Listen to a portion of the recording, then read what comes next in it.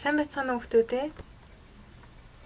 Өнөөдрийн хичээлээр их шиг ба гээгүүлэгч тэмдэг үсгийг ялган таних суралцсан зорилт 1-4 яа.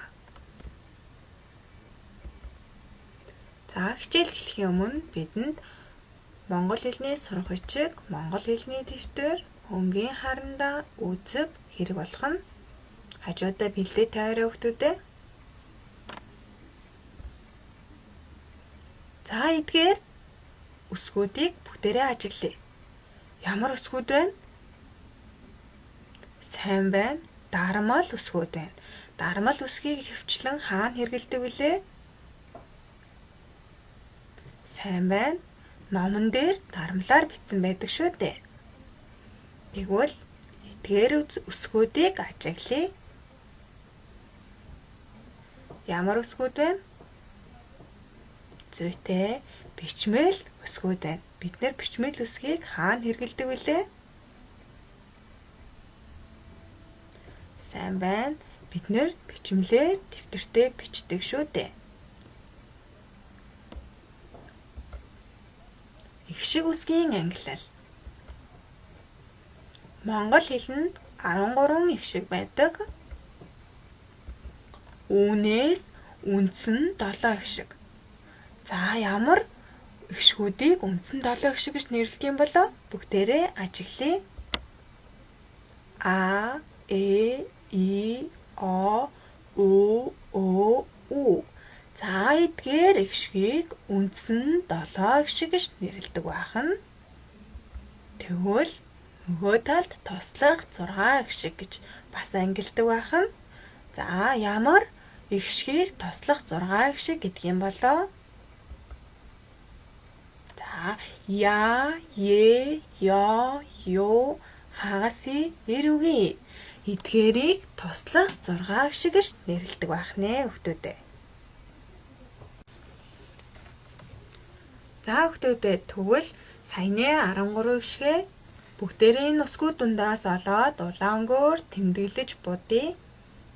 Эхлээд үндсэн 7 их шигээ будцгаая.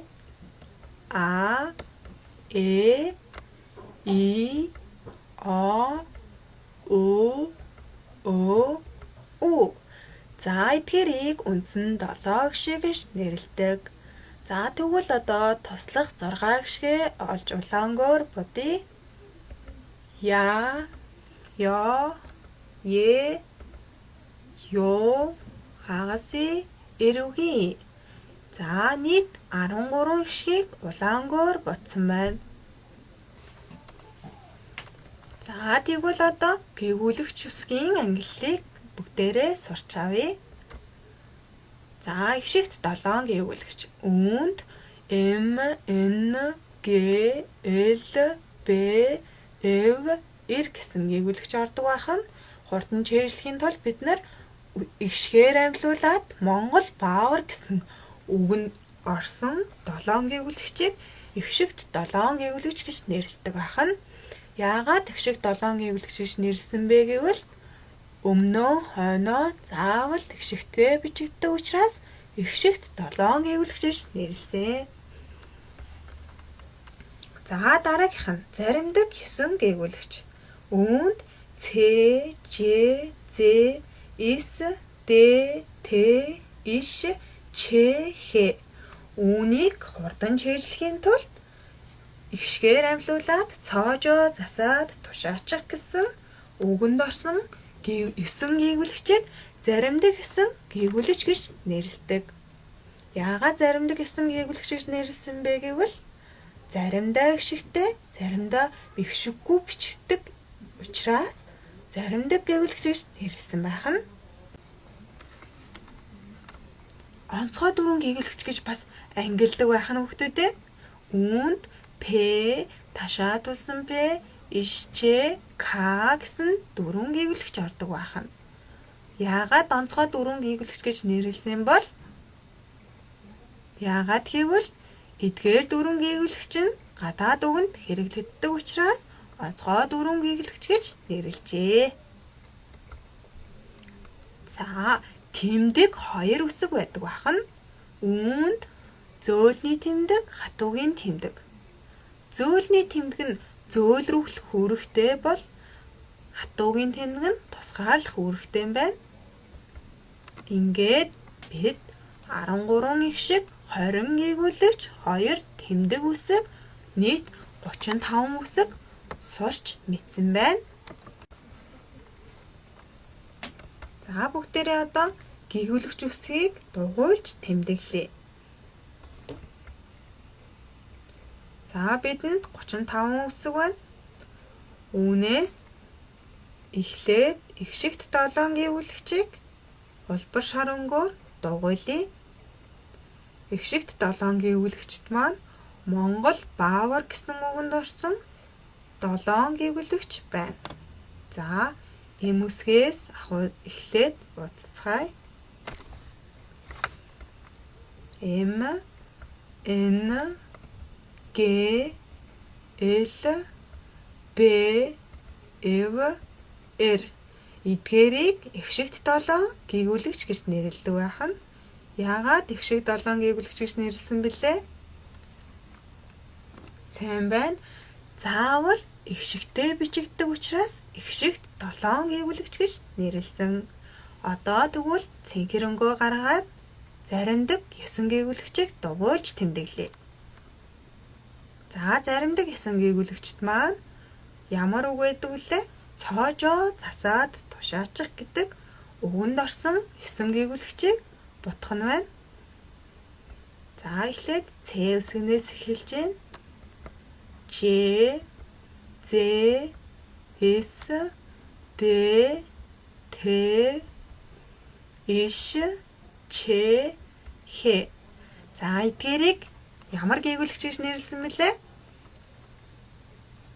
Сайн байна. Заримдаг 9 гээгүүлэгч.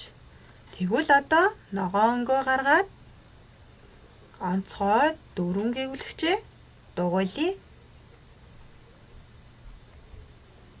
П, ташаагаа тусан П, ишчээ, К. За яагаад онцгой 4 гээгүүлэгч гэж нэрлсэн бэлээ? Сайн байна. Энэ 4 гээгүүлэгч маань гадаад үгэнд хэрэглэгддэг учраас онцгой 4 гээгүүлэгч гэж нэрлэжээ. За тэгвэл одоо ямар гээгүүлэгчүүд үлдсэн бэ? Зүйтэй тэмдэг 2 үсгийг бид нэр орхисон байна. Яагаад тэмдэг 2 үсэг гэсэн бэлээ? Яагаад гэвэл нэг нь зөөлрүүлэх үүрэгтэй, нөгөөх нь тусгаарлах үүрэгтэй учраас тэмдэг 2 үсэг гэж нэрлэжээ. За хүүхдүүдээ зургийг ачиглаж ярилцъя. За өнөөдрийн хичээлд маань энэ хүн ирсэн байна. Энэ хүн маань бидэнд өөрийнхөө сурдаг сургуулийг танилцуулахаар иржээ. Энэ хүн хаан сурдаг гэж Говь Алтай аймгийн Дарив сумын бүрэн дунд сургуульд сурд юм байна. Тэгвэл чи хаан сурдаг вэ? Багштаа бүтэн өгүүлбэрээр хариулаарай. Жишээ нь би Дархан аймгийн Цайхун сургуульд сурдаг. Бүгдээрээ асуултанд заавал бүтэн өгүүлбэрээр хариулаарай. Энэ манай Цайхун сургууль байна. Харин энэ бол Цайхун сургуулийн лого байна.